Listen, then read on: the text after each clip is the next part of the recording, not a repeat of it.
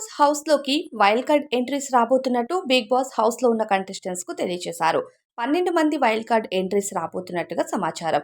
అయితే వీళ్ళలో ఎక్స్ కంటెస్టెంట్సే పూర్తిగా ఉంటారా? లేకపోతే కొంతమంది కొత్త కంటెస్టెంట్స్ కూడా వస్తారా అన్నది తెలీదు.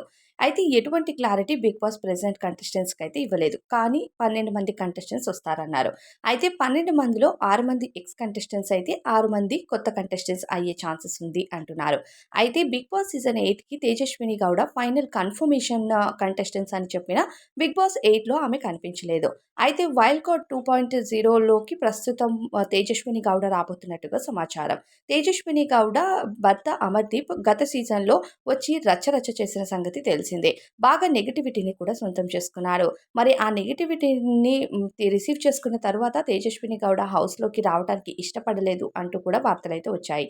అయితే ప్రస్తుతం తేజస్విని గౌడ హౌస్‌లోకి వచ్చి ఆట ఆడి గెలిచే ఛాన్సెస్ ఎక్కువగా కనిపిస్తున్నాయి. అయితే ఈమెకు కూడా మంచి ఫ్యాన్ బేస్ ఉంది. చాలామంది ఈమె హౌస్‌లోకి రావాలని వెయిట్ చేస్తున్నారు. మరి ఈమె హౌస్‌లోకి వస్తే ఎలా ఉంటుంది అన్నది కామెంట్స్‌లో చెప్పండి.